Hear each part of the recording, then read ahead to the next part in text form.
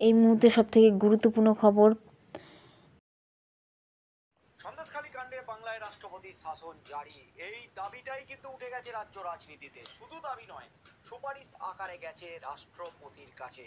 সন্দেশখালী কাণ্ডে একেবারে মোড় ঘুরে গেছে রাজ্য রাজনীতি। সামনে লোকসভা ভোট, আর এই লোকসভা ভোটকে, এই ইস্যুটাকে হাতিয়ার করে, এই ইস্যুটাকেই কিন্তু একেবারে খাড়া করে রাজ্যের বিরুদ্ধে, তৃণমূলের বিরুদ্ধে রাস্তায় নেমেছে রাজনৈতিক দলগুলি।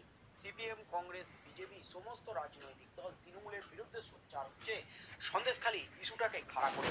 আর এই সন্দেশখালী ইস্যুটাই কিন্তু রাজ্যে রাষ্ট্রপতি শাসন জারির সুপারিশ হয়ে গেছে। একেবারে রাজ্য রাজনীতি তোলপাড় পড়ে গেছে। শুধু জাতীয় এসসি কমিশন নয়, জাতীয় মহিলা কমিশনের চেয়ারম্যান তিনিও কিন্তু রাষ্ট্রপতি শাসন জারির সুপারিশ পত্র দিতে চলেছেন রাষ্ট্রপতির হাতে। রাজ্যপাল সিবি আনন্দ বোস তিনি সন্দেশখালীতে ঘুরেছেন, সন্দেশখালী মহিলাদের অভাব অভিযোগ শুনেছেন, সন্দেশখালী মহিলাদের নির্যাতনের যে অভিযোগ তাও শুনেছেন। আর শোনার পরপরই কিন্তু দিল্লিতে ছুটেছিলেন। দিল্লিতে কেন্দ্রের সাথে বৈঠক করেছেন রাজ্যপাল সিবি আনন্দ বোস। বৈঠকের পরপর তিনি রিপোর্ট পেশ করেছেন কেন্দ্রের সন্দেশখালী নিয়ে। তারপর কিন্তু সন্দেশখালী নিয়ে একেবারে তোলপাড়।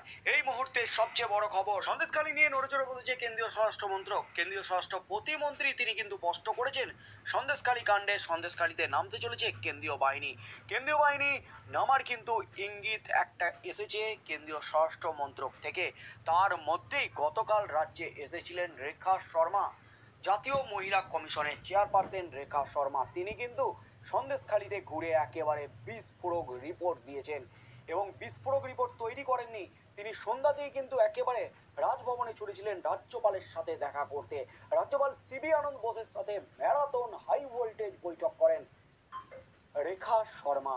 বৈঠকের পরপর সংবাদ মাধ্যমের সামনে বিস্ফোরণ ঘটান রেখা শর্মা।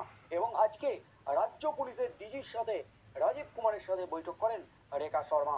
অবশেষে কেন্দ্রে গিয়ে রিপোর্ট পেশ করবেন এবং রাষ্ট্রপতির কাছে রাষ্ট্রপতি শাসনের সুপারিশ করবেন রেখা শর্মা, জাতীয় মহিলা কমিশনের চেয়ারপারসন।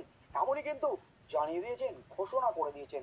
তার মধ্যেই রাষ্ট্রপতি শাসন জারি নিয়ে অবশেষে অবস্থান স্পষ্ট করে দিলেন রাজ্যপাল সিবি আনন্দ বোস, রাজ্যের প্রশাসনিক প্রধান। এই মুহূর্তের সবচেয়ে বড় খবর, রাজ্যে কি রাষ্ট্রপতি শাসন এক্ষুনি জারি হতে চলেছে? লোকসভা ভোটের আগেই কি রাজ্যে রাষ্ট্রপতি শাসন জারি করবে কেন্দ্র?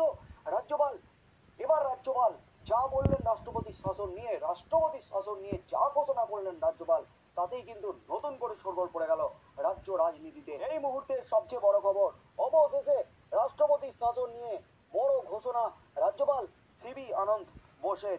যা ঘোষণা করলেন রাজ্যপাল, তাতেই কিন্তু একেবারে তোলপাড় রাজ্য রাজনীতি।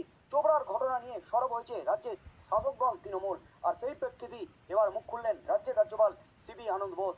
তিনি বলেন, কেন্দ্রের সঙ্গে সীমান্তরক্ষী বাহিনীর সঙ্গে তিনি সবসময় যোগাযোগ রাখছেন, কেন্দ্রীয় স্বরাষ্ট্রমন্ত্রকের সঙ্গেও তিনি কথা বলবেন বলেছেন।